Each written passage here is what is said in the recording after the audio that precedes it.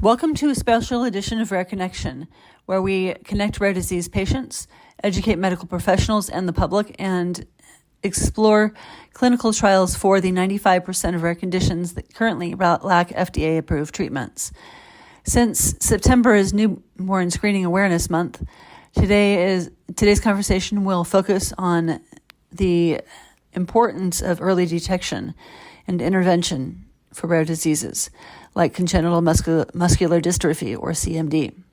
I'm excited to introduce Kelly, who not only lives with CMD, but also serves as the outreach and engagement coordinator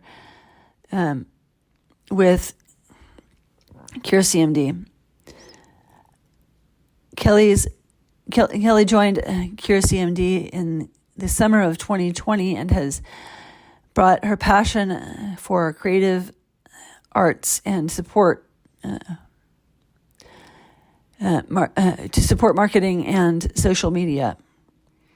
Kelly is dedicated to advocacy and engagement in the rare disease space. Before we dive in, remember that any medical advice or treatment discussed in this podcast should not be followed without consulting a healthcare professional. As always, seek professional advice before making any decisions about your health or that of a loved one. Also, as we approach the election season, we kindly ask that you keep the conversation focused on the rare diseases and advocacy. Please refrain from sharing political opinions in the comments, and to ensure this remains a supportive and respectful space for all. Kelly, thank you so much for being here today. How important do you think newborn screening is for identifying rare conditions like CMD, and how can it impact the lives of families early on? Yeah, for sure. I think the earlier that you get a diagnosis, the earlier you can... Yeah, sorry, it's lagging quite a bit. Okay. Yeah, I was just saying that I think that the earlier that you can get a diagnosis and get genetic confirmation, the earlier you can seek treatment and seek professional help in trying to obviously prolong your life and prolong your health. So I think that earlier the better. I think it's definitely a positive thing, and I definitely encourage it for sure.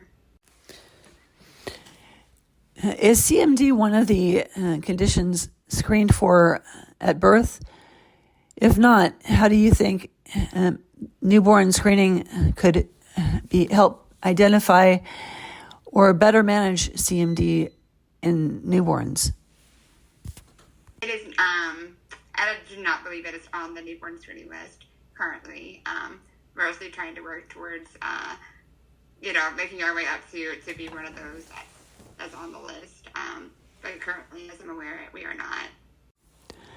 How important do you think newborn screening is to identifying rare conditions like CMD, and how can it impact the lives of families early on?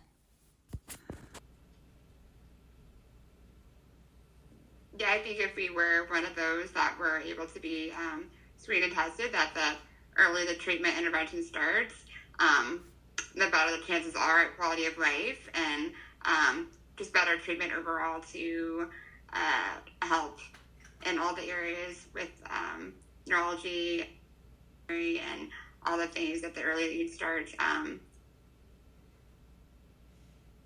definitely think it would be a positive thing to have on there. So hopefully one day soon we can get more of those rare diseases listed and on the newborn screening list for sure.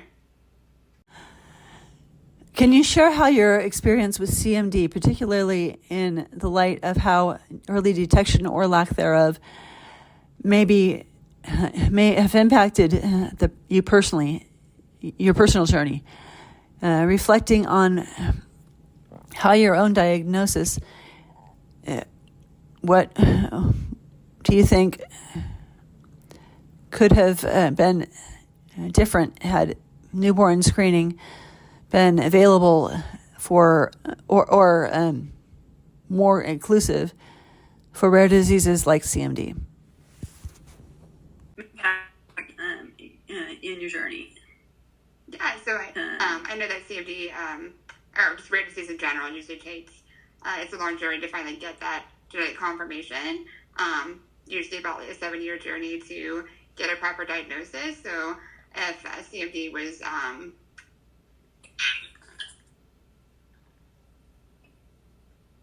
it would definitely quality of life, what I had mentioned. And yeah, I think from my personal journey, I know that I had a very long diagnostic journey, and so it would be better to have known that earlier, to know what to look for, how to treat it, where to go, how to seek out specialists that are familiar and know what CMD is.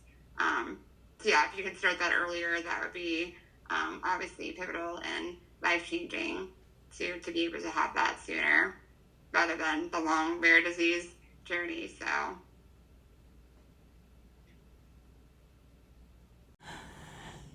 can you share how your experience with CMD, particularly in the light of how early detection or lack thereof may have impacted your personal journey, reflecting on how your own diagnosis, what do you think could have been different had newborn screening been available for or more inclusive for rare diseases like CMD?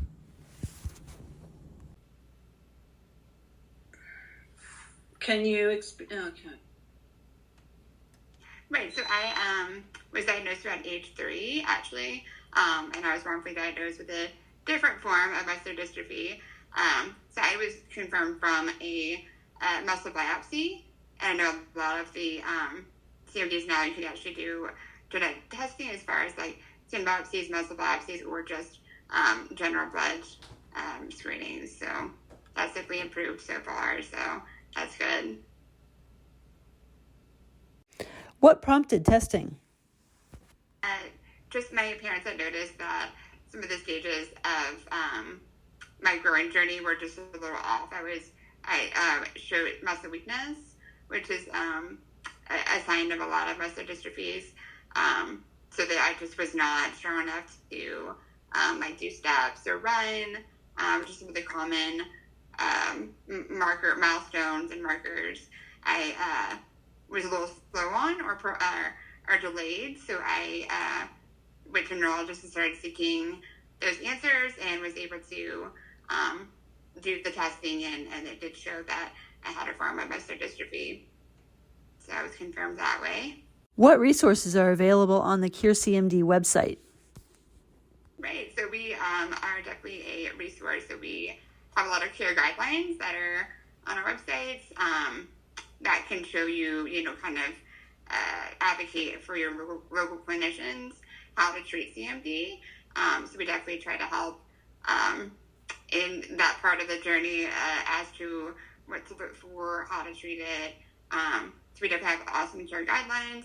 We have some educational webinar series that we kind of dive into some deeper topics on different things like transitions in life, and we partner with a lot of the rare disease outlets too, like Nord and Every Life, and just advocate for just general rare disease improvements and advocacy, just to try to keep uplift their community and get them as many resources and make sure they're prepared for their journey in life. So one of our viewers would like to know if there is pain involved. Right. Yeah. So with MZ, so a lot of it, we do have like things like joint contractures, which means you can't extend like your elbows or your knees, your legs fully, and it can be painful, and just a lot of CMD users are mobility device users as well. So sitting all day or just not a lot of physical activity can be painful, and not to like stretch out as much. So it varies from person to person, and also severity level as well. But generally, I would say it's not terribly bad, but there is some pain involved with CMD for sure. Since you're in a wheelchair all day, how do you prevent bed sores? I definitely big advocate for stretching and just moving as much as possible. So I try to just reposition as much as I can. Stretching, moving.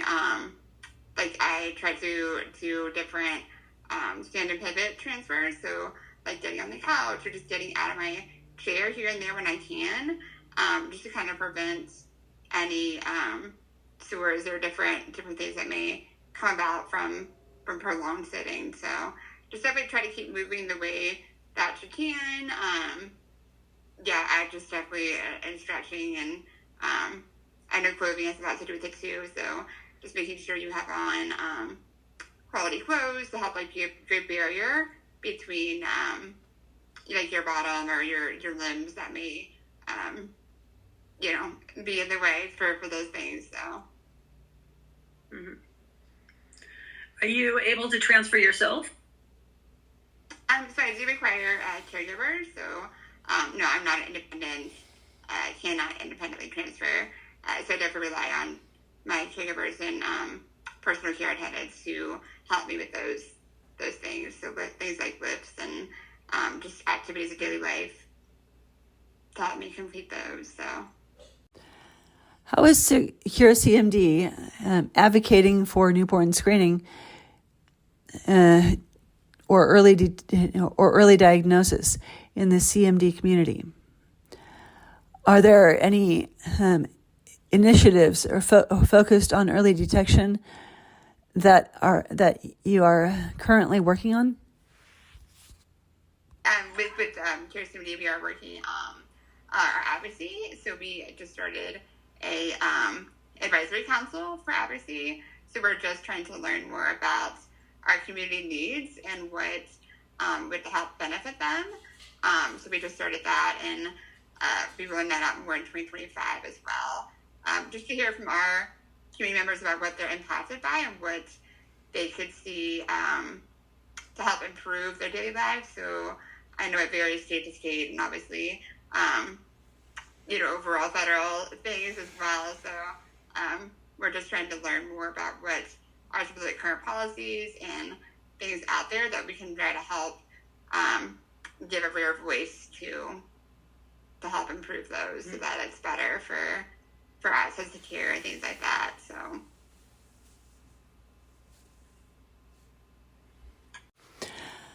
You've used your design skills to contribute to outreach and campaigns. How have those campaigns supported awareness and around early diagnosis and newborn screening for CMD?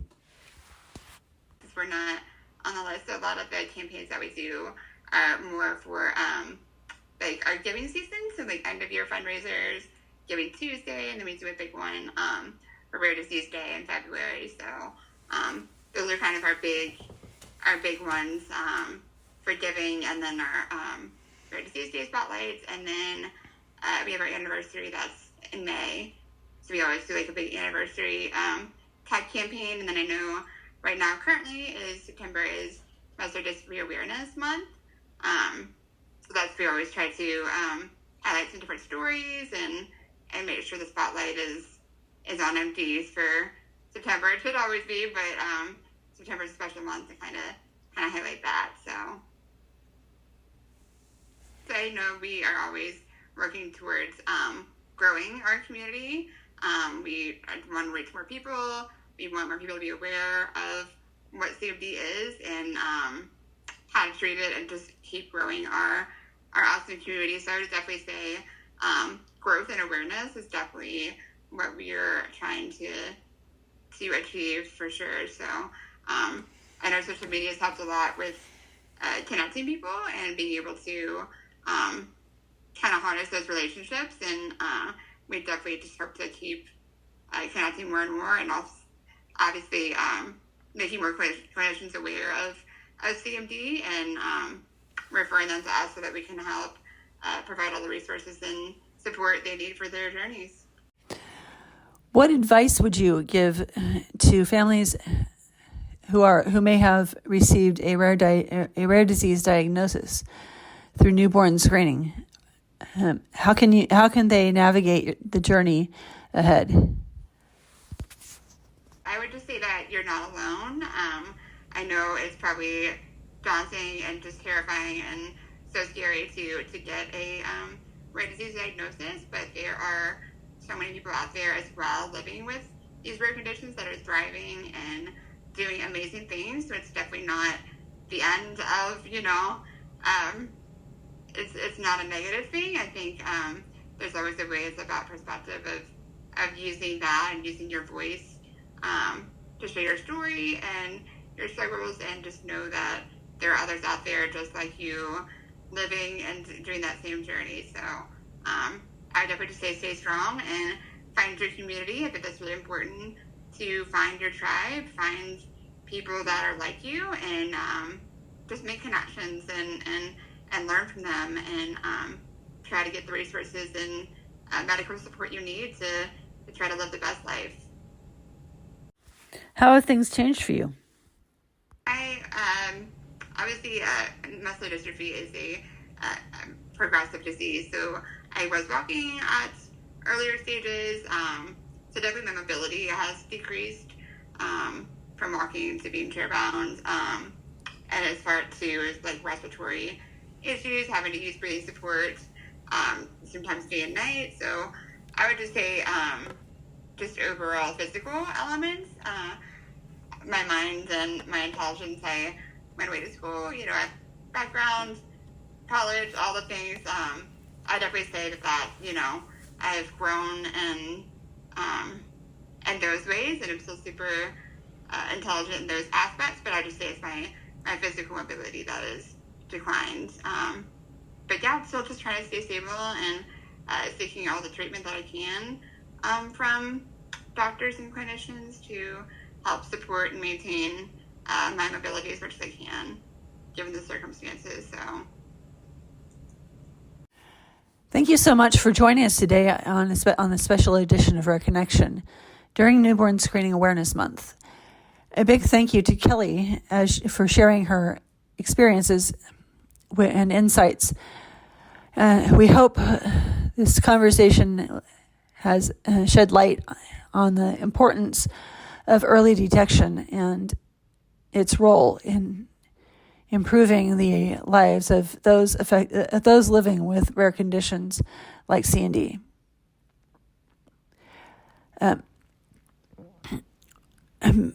Before we wrap up, I want to take a moment to share some important information. If you or someone you know is struggling with mental health or experiencing suicidal thoughts, please reach out for help. You can call or text the Suicide and Crisis Lifeline at 988. Or you can text hello to 741-741 to connect with a trained counselor. You are not alone, and there is support available. I'm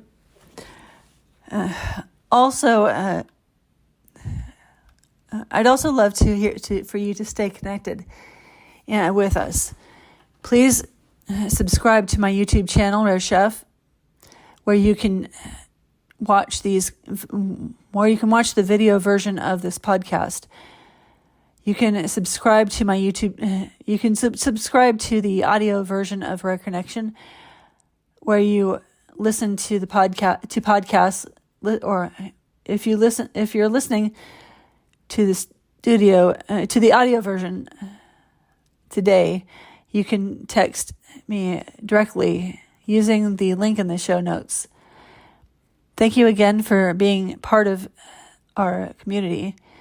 Until next time, stay hopeful and stay connected.